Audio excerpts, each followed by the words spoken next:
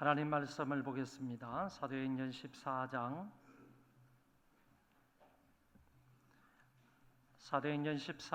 마지막 두 구절입니다. 27절, 28절 보시겠습니다. 사도행전 14장 27절, 28절만 읽어드리겠습니다.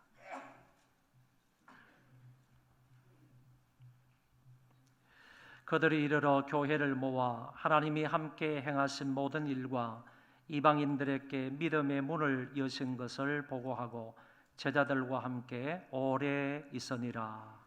아멘.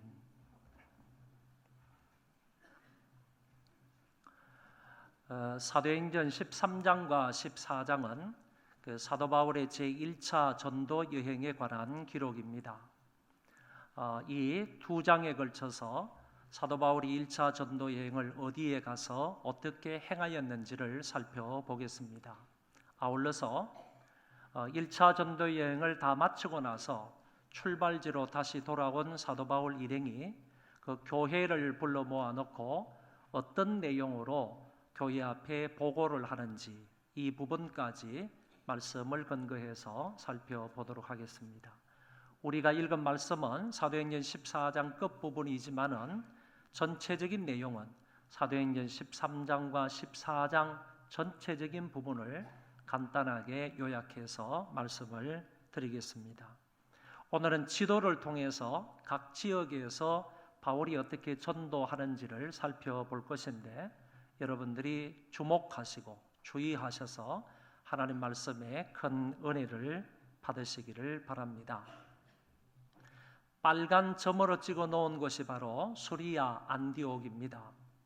이 수리아 안디옥 교회는 이방인 교회였는데 이 이방인 교회에서 이제 선교사를 파송하게 되는 것입니다. 선교사를 파송하게 되는 것은 성도들의 뜻을 모아서 선교사로 파송하는 것이 아니고 성령께서 명령하셨기 때문에 그 명령에 준하여서 교회가 선교사를 파송하게 되는 것입니다.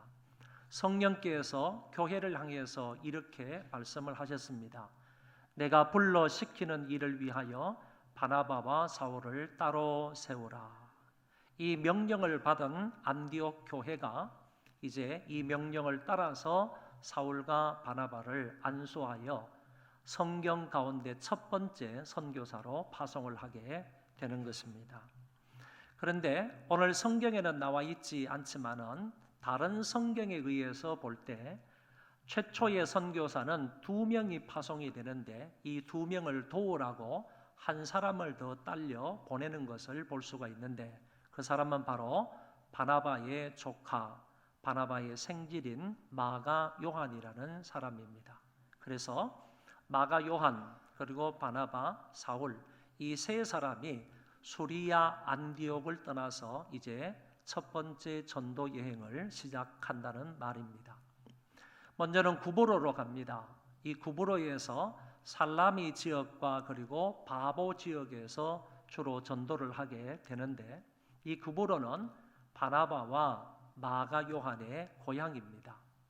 고향 동네에 가서 바나바가 복음을 전하겠다고 사울을 데리고 이곳으로 갔다라고 볼 수 있고 수리아 안디옥 쪽에서 위쪽으로 올라가면 다소라는 지역이 나오는데 이 다소는 바울의 고향이기도 합니다. 그래서 바울이나 바나바의 고향이 안디옥 교회에서 서로 멀리 떨어져 있지는 않았다라는 것을 우리가 발견할 수 있습니다. 살라미 지역의 한 회당에 들어가서 유대인들에게 복음을 전파하게 되고 더 나아가서 육로로 쭉 왼쪽으로 가서 바보 지역에 이르게 됩니다. 이 바보 지역에서는 누구를 만나느냐? 총독 서기오 바울을 만나게 됩니다. 이 총독 서기오 바울에 관해서는 성경의 말씀을 보면 지혜로운 사람이다 이렇게 되어 있고 더 나아가서 하나님의 말씀을 사모함으로 듣기를 원하는 사람이다 이렇게 되어 있습니다. 바울이 이 지역의 행정적인 일들을 책임맡고 있는 이 총독 서기오 바울을 만나서 이제 복음을 전파하려고 하는데 그 사이에서 복음 전파를 방해하는 사람이 있었습니다. 그 사람이 바로 마술사 엘루마라는 사람입니다. 이 마술사 엘루마가 사도 바울이 복음을 전하는 것을 방해했을 뿐만 아니라 사도 바울을 대적해서 이제 사도 바울이 그 사람에게 전도를 하지 못하도록 이렇게 계속적으로 방해를 하니까 사도 바울이 엘루마에게 이렇게 말합니다. 이제 주의 손이 내 위에 있으니 내가 맹인이 되어 얼마 동안 해를 보지 못하리라. 사도 바울이 이렇게 딱 말하니까 그 즉시로 어두움과 그리고 안개가 그를 덮음으로 인하여서 그 사람이 그 자리에서 앞을 보지 못하는 봉사가 되었습니다. 맹인이 되었습니다. 이 광경을 바로 총독 서기오 바울이 바라본 것입니다. 그래서 그 사람에게 이와 같은 놀라운 이적이 일어나는 것을 보고 바로 서기오 바울이 예수를 믿게 되었다 하는 장면이 성경에 기록이 되어 있습니다. 구부로에서 이렇게 전도를 마치고 바보에서 배를 타고 위쪽 지방인 버가로 올라가게 됩니다. 이 버가 지역에서는 좋지 못한 일이 하나 벌어지게 됩니다.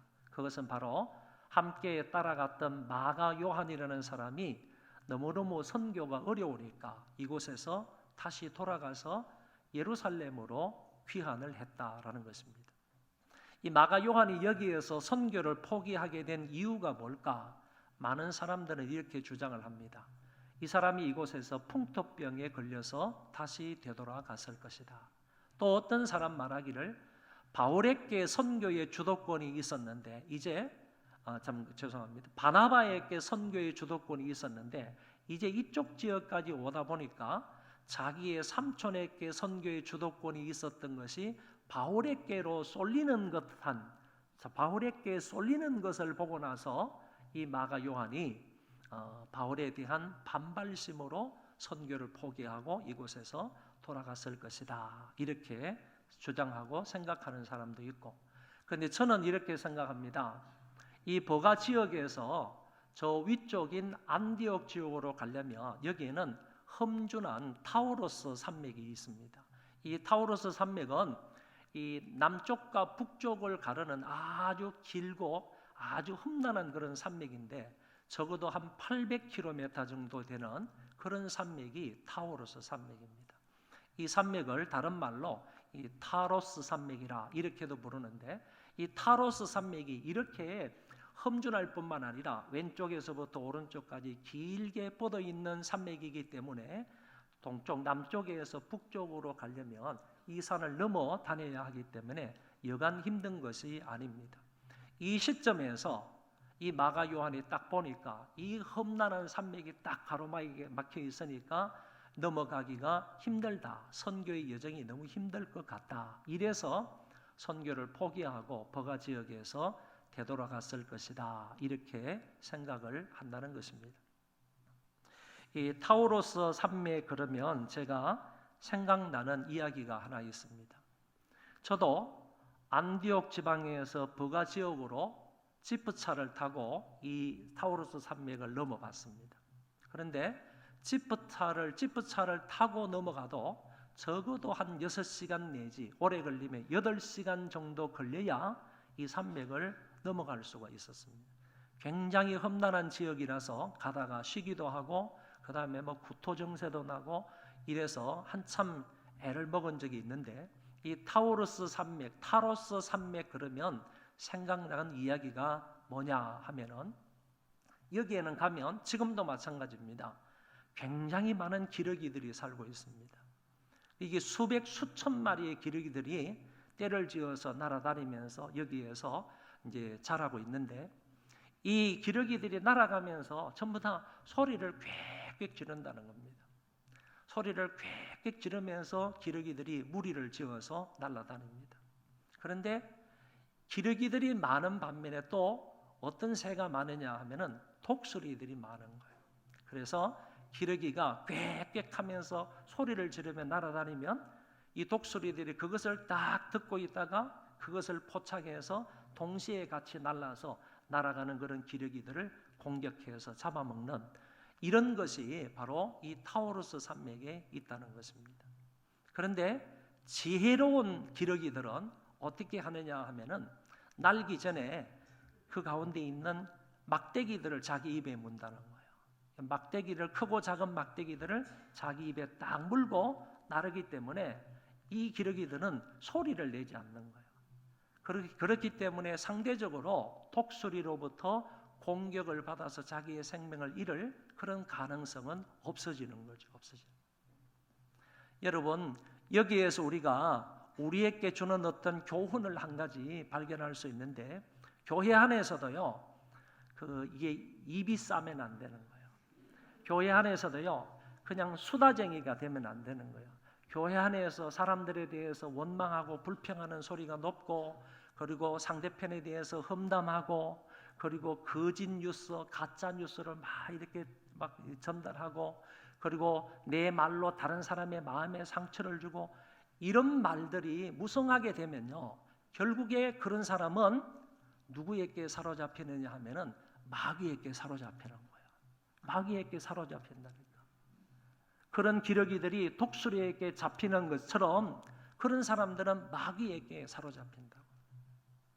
마귀에게 사로잡히면 어쩌면요, 오랫동안, 어쩌면 평생토록요, 마귀에게 사로잡혀서 마귀의 종노릇을 하게 된단 말이죠.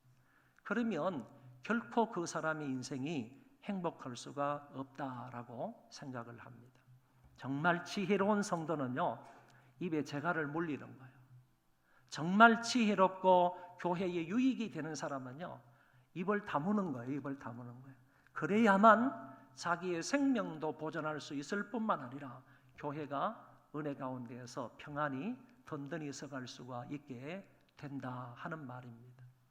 타우로스 산맥, 타로스 산맥을 생각할 때 여러분도 이 이야기를 한번 좀 염두에 두시고 교훈을 받았으면 좋겠습니다. 버가 지역에서 이제 타우로스 산맥을 두 사람이 넘게 되는 거예요. 한 사람은 돌아갔고 두 사람이 넘어서 안디옥에 이르게 되었습니다. 안디옥은 출발했던 장소는 수리아 안디옥이고 지금 도착한 곳은 비시디아 안디옥입니다. 똑같은 지명이지만은 더 넓게 보아서 분명히 지명은 다른 곳이다라는 것을 알 수 있습니다. 안식일이 되어서 회당에 가서 사도 바울이 복음을 전하는데 예수 그리스도의 십자가와 부활을 아주 길게 설교하면서 그 사람들에게 전했습니다. 그러면서 하는 말이, 사도 바울이 예수 그리스도를 믿음으로 말미암아 의롭다함을 받는다. 믿음으로 의롭다함을 받는다는 사실을 강조해서 설교를 했습니다. 이 설교가 정말 훌륭한 설교였습니다. 많은 사람들이 은혜를 받았습니다. 그래서 설교를 들었던 사람들이 다음 안식일에도 이 말씀을 해달라라고 요청을 합니다.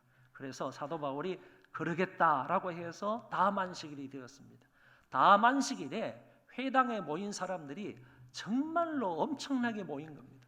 이 비시디아 안디옥에 있는 전 사람들이, 전 주민들이 다 모였다 할 정도로 엄청난 수가 이 안디옥 회당에 모인 겁니다.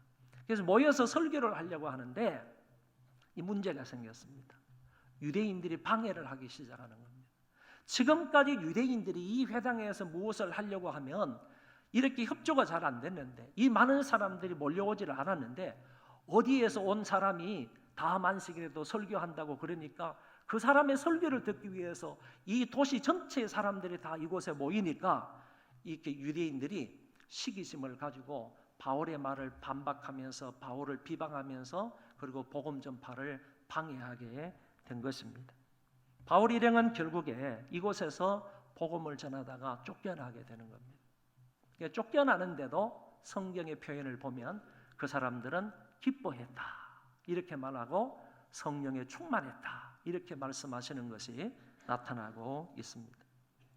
안디옥에서 이고니온으로 갔습니다. 이 바울과 바나바는 이 이고니온에서도 성공적으로 복음 사역을 합니다.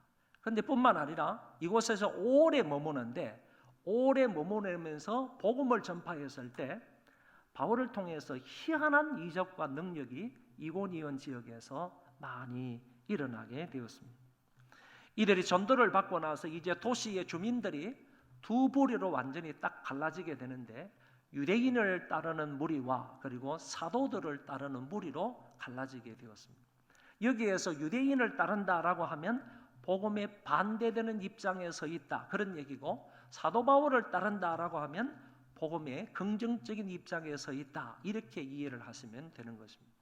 이 이고니온에서 사도 바울이 복음을 전했을 때 이렇게 두 짝으로, 두 갈래로 딱 갈라져서 이제 서로서로에 대해서 좀 대적하는 마음을 갖고 있었던 것입니다.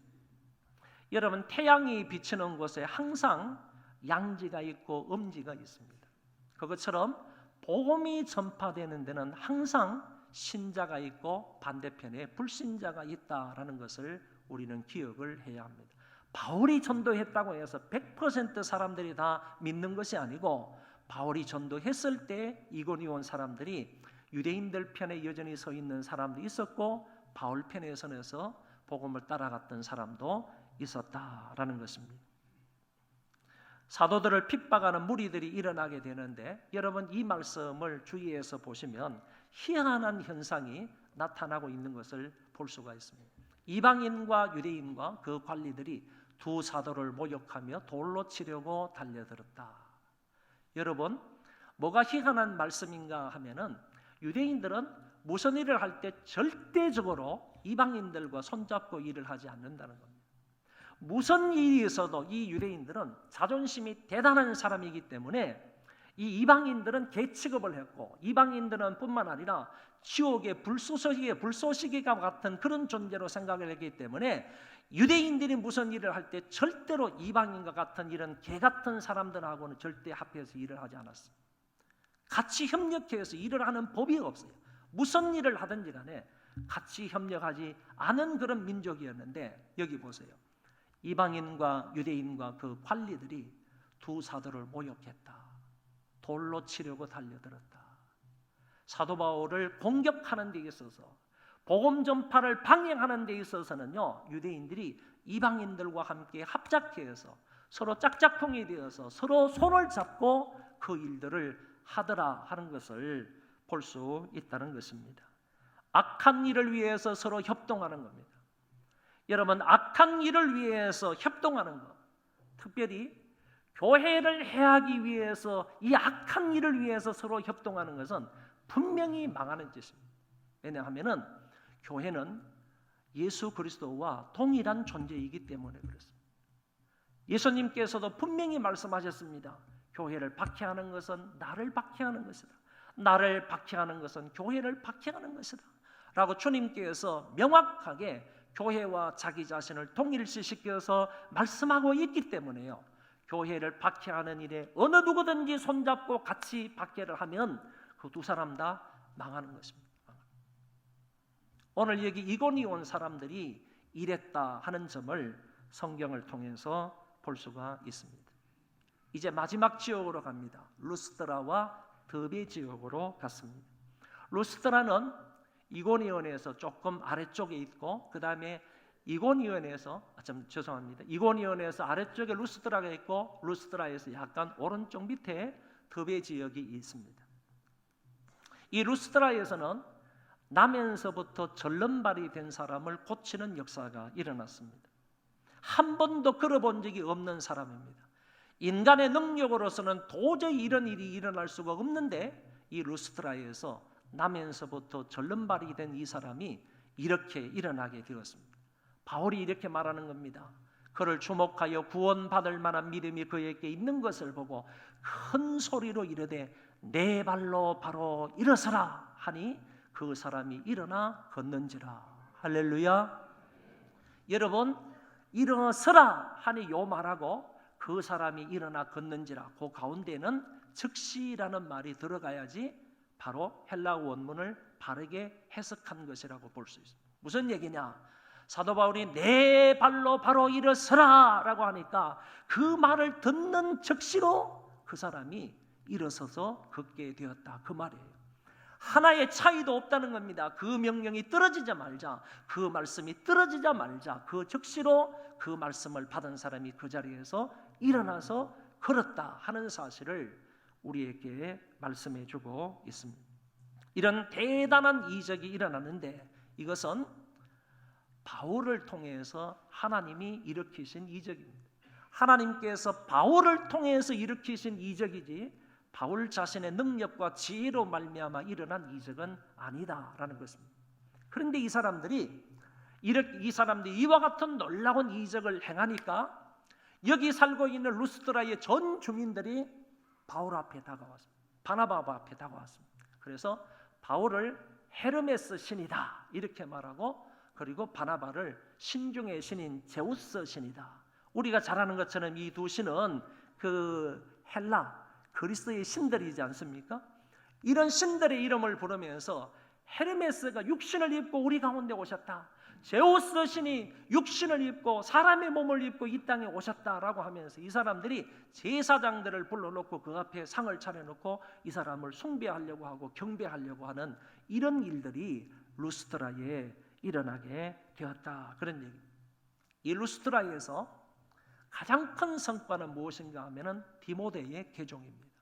디모데가 유대인이었는데 이때 바울을 만나서 바울을 통해서 복음을 전해 듣고 이 사람이 완전히 기독교로 개종을 해서 그 이후로부터 바울의 적극적인 선교 후원자가 되고 함께 동행하면서 선교하는 사람이 되고 나중에는 교회를 담임하는 목사님까지 되는 부분을 우리가 볼 수가 있습니다. 그래서 루스드라에서는 가장 큰 성과가 바로 디모데가 개종한 것이다.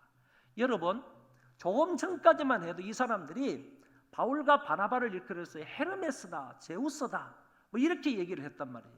이렇게 극찬을 한 사람들이 디모데의 개종 이후에 이 사람들이 100%, 180% 완전히 싹 달라집니다.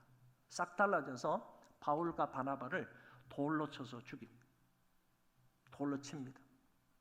그래서 돌로 쳐가지고 바울이 죽은 것 같이 되었을 때 사람들이 그 바울을 데려다가 성 밖으로 내던져 버립니다. 그런데 하나님의 은혜 가운데에서 바울이 그 가운데에서 생명을 부지하고 다시 일어났습니다. 일어나서 어디로 가느냐? 다른 사람들과 함께 더베 지역으로 가서 더베 지역에서 많은 사람을 제자 삼는 일이 있었다고 말씀하고 있습니다. 이것이 사도 바울의 제1차 선교 여행의 여정입니다. 수리아 안디옥에서 출발을 해서 구보로 섬까지 가서 전도하고 다시 배 타고 본토로 올라와서 버가 지역에 왔다가 마가 요한이 돌아가고 두 사람이 타우로스 산맥을 넘어서 비시디아 안디옥으로 가고 그 안디옥에서 이고니온, 루스드라, 더베까지 가서 여기까지 가서 복음을 전하고 난 이후에 이 사람들이 이제 귀환을 한다. 어떻게 귀환을 하느냐? 여러분 잘 보세요. 저 지도를 보면 더베에서 다소가 멀지 않습니다. 만약에 바울이 이렇게 여정을 결정할 수도 있었을 겁니다. 자기 고향에 한번 들려서 그곳에서 또 복음을 전하고 그리고 나서 육지로 해서 쭉 내려오면 수리아 안디옥이 나오니까 이렇게 해서 1차 전도 여행을 마치자 이렇게 생각할 수도 있었을 것입니다. 그런데 바울은 그렇게 생각하지 아니하고 다시 왔던 지역을 다시 되돌아가는 것입니다.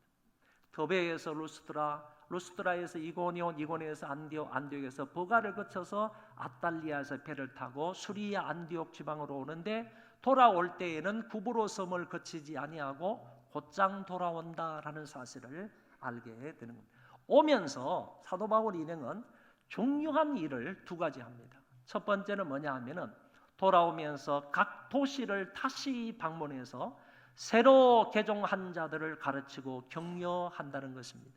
이제 예수 믿은 지 얼마 되지 않은 그 사람들을 다시 격려하는 거예요. 어떻게 격려하는 줄 압니까? 당신들이 신앙생활을 하는데 우리가 앞으로 예수를 믿고 삶을 살아가는 데 있어서 탄탄대로만 있는 것 아닙니다. 평안한 날만 있는 것 아닙니다. 우리가 신앙생활을 할 때 어려움도 많을 거예요. 환난도 많을 거예요. 그렇지만 여러분들 믿음 위에 굳게 서 있으시기 바랍니다. 환난 중에도 믿음을 굳게 지키세요. 흔들리지 말고 굳게 지키면서 살아가십시오. 이거를 사도 바울이 돌아오면서 이제 믿은 지 얼마 되지 않은 그런 사람들을 권면하는 거예요. 그 다음에 두 번째는 장로님들을 세우는 겁니다. 장로님들 안수해서 세워서 교회를 조직하고 그리고 교회의 치리를 그들에게 맡겨준다는 것입니다. 여러분 잘 보세요. 복음을 전해서 예수 믿는 사람들이 생길 거 아닙니까? 예수 믿는 사람들 가운데 더 훈련하고 교육을 해서 그 사람을 예수 그리스도의 제자로 만드는 거예요. 제자로 만들었으면 그 제자들 가운데에서 훌륭한 신앙의 사람을 뽑아서 장로로 세우는 거예요. 그래서 그 장로님들로 하여금 그 교회를 치리하고 다스리게 했다라는 말씀입니다. 한 가지 더 보면 28절에 말씀을 버가에서 전하고 앗달리아로 내려갔다. 여러분, 전도를 하러 갈 때에는 마가 요한이 이 버가에서 떠났기 때문에 버가 지역을 다니면서 전도를 하지 않았어요. 그런데 돌아오면서는 버가 지역에서 하나님의 말씀을 전하고 앗달리아로 내려와서 곧장 수리아 안디옥 교회로 왔다, 이렇게 볼 수가 있습니다. 안디옥 교회에 와가지고 이제 사람들을 불러놓고 선교 보고를 하는 것입니다. 27절입니다. 다 같이 한번 읽어봅시다. 그들이 이르러 교회를 모아 하나님이 함께 행하신 모든 일과 이방인들에게 믿음의 문을 여신 것을 보고하고. 여러분, 교회를 모았다는 말이 좀 이상하지 않습니까? 이 표현이 조금 이상하게 생각되지 않습니까? 그런데 이상한 것이 아니고, 교회를 모았다라는 말은 바로 성도들을 모았다, 예수를 믿는 사람들을 모았다. 그 교회, 안디옥 교회 성도들을 불러 모았다. 불러 모아놓고 사도 바울 일행이 선교 보고를 두 가지를 하는데, 그 첫 번째는 하나님이 함께 행하신 모든 일을 그 사람들에게 보고했습니다. 여러분, 사도 바울은 2년 반 동안 지금 선교 여행을 다니고 온 겁니다. 2년 반 동안이나요, 이 아시아 지역을 다니면서 선교 여행을 하고 돌아와서 내가 이렇게 전도했습니다, 내가 이렇게 해서 예수 믿는 사람이 많아졌습니다, 내가 이렇게 해서 곳곳에 교회를 세웠습니다, 자기의 수고와 노력의 결과를 보고하지 않았다는 겁니다. 자기 자랑식으로 성도들 앞에서 말하지 않았다는 거예요. 무엇이라고 보고를 했느냐 하면은 하나님께서 함께 행하신 모든 일을 보고했다는 거예요. 내가 가는 곳곳마다 하나님이 함께 하셔서 하나님께서 그 가운데서 어떤 일을 하셨는지 하나님이 행하신 일을 성도들에게 보고를 했다는 말씀이에요. 자기 자랑하면서 자기 일을 말한 게 아니에요.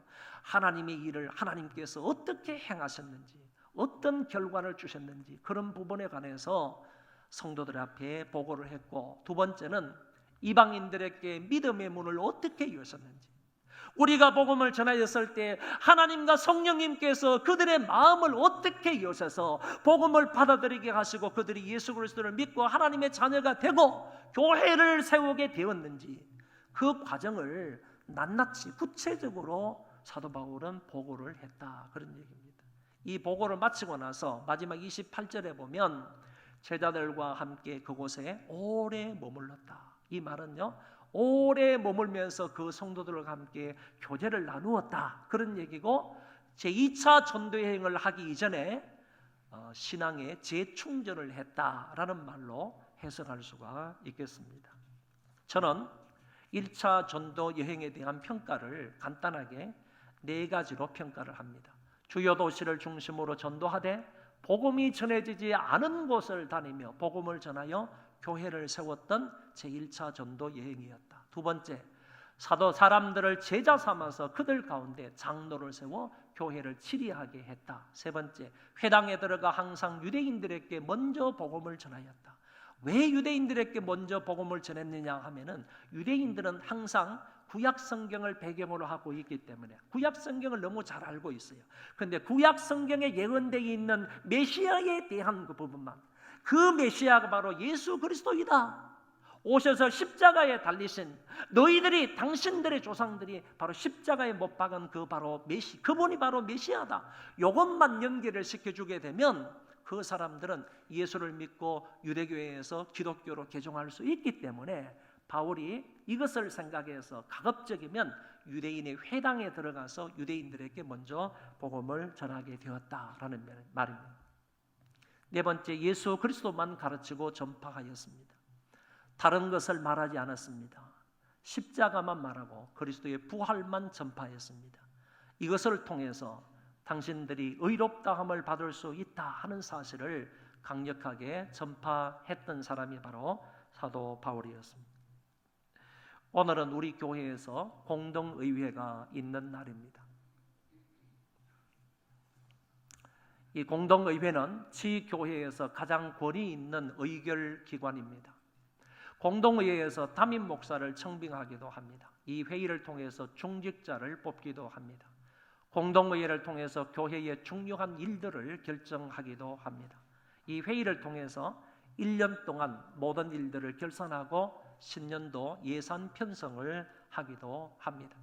특히 오늘은 결산과 예산 편성을 주로 다룰 것입니다.